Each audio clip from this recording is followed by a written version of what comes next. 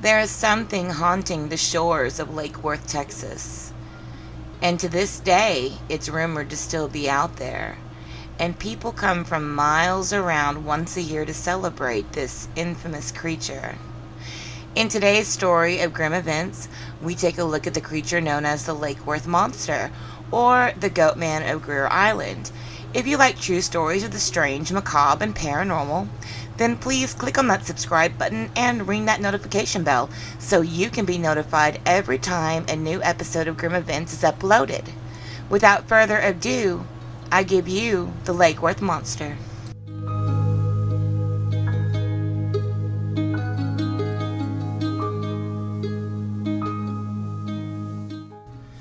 Now, this is one story that is actually near and dear to my heart. I grew up right on the edge of Lake Worth, Texas. I learned to drive on the back roads of Silver Creek, which is the main road that cuts around the lake. So I grew up hearing tales of this story, and I actually been on several, quote, monster hunts back in my day. But the Lake Worth Monster is one that's near and dear to my heart. So let's go back all the way to 1969. 1969. Now that's a year to remember. 1969 was the year that man first landed on the moon. It was the year of the Miracle Mets, the year of the Beatles, the year of Woodstock. But for those people that grew up around Lake Worth, Texas and Fort Worth, it was known as the year of the Lake Worth Monster. Now, Texas has creatures all over the state that have become famous. Down in South Texas, you've got the El Chupacabras. The Hill Country has La Llorona. And East Texas has the Wild Man of the Big Thicket. But for us here in North Texas, we got the Lake Worth Monster.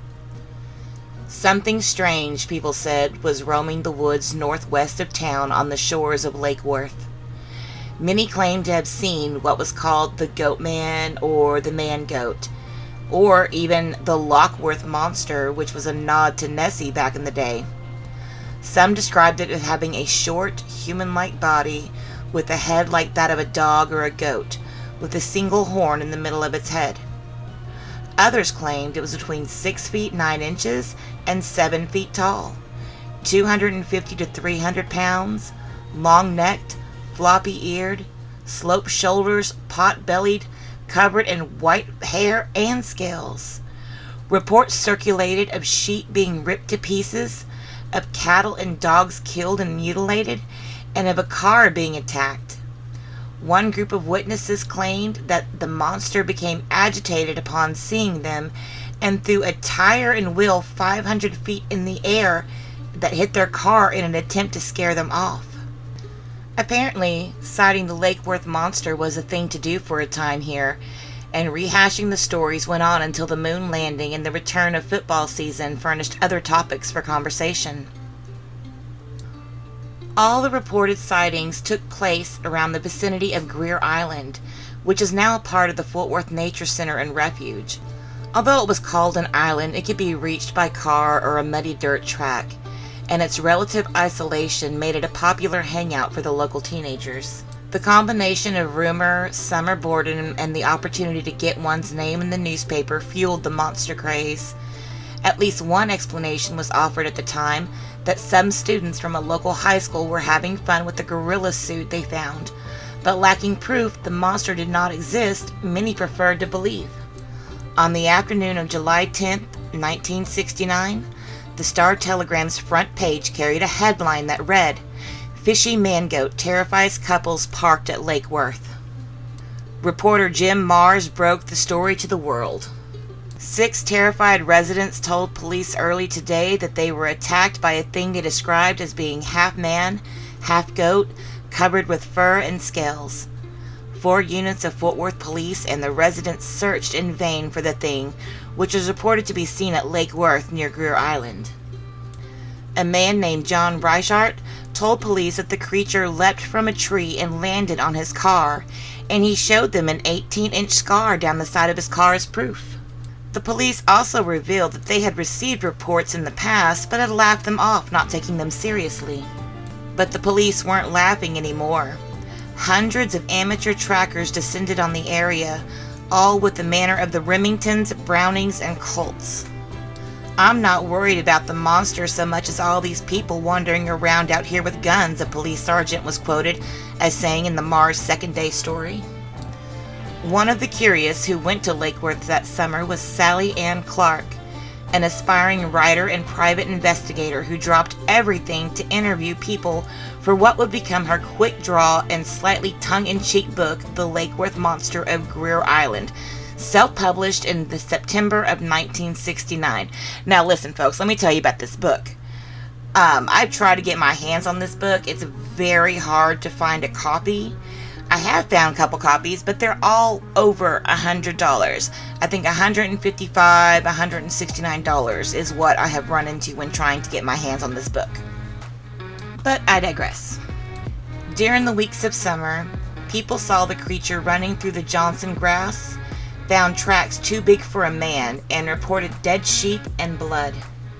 Soldiers and sailors in Vietnam wrote their parents in Fort Worth and asked for more news, and reporters from far and wide wrote stories about it.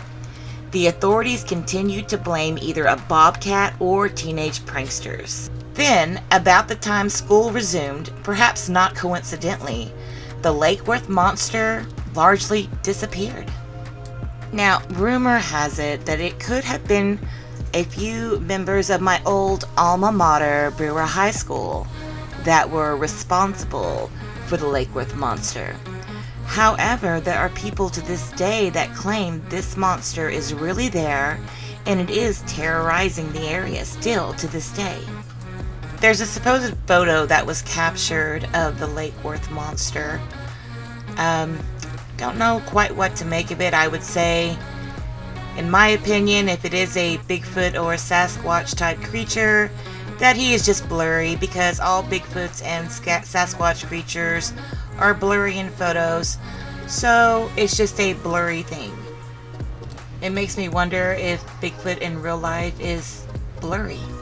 And the legend itself has passed down over the years. Children on field trips and summer camps at the Nature Center will often ask the staff of the Nature Center about the monster.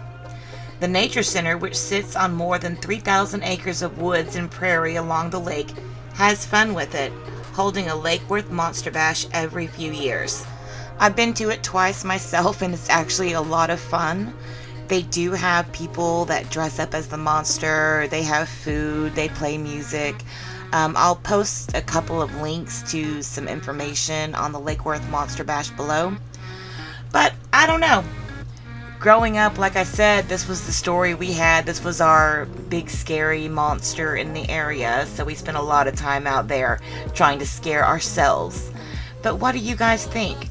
Do you think there really could have been something out there in Lake Worth? Do you think it was just local teenagers having a go at people? Leave me your thoughts in the comments below. Thank you guys for tuning in, and if you haven't already, please like and subscribe to our channel so you can be notified every time we upload a new episode of Grim Events. Have a good day, guys.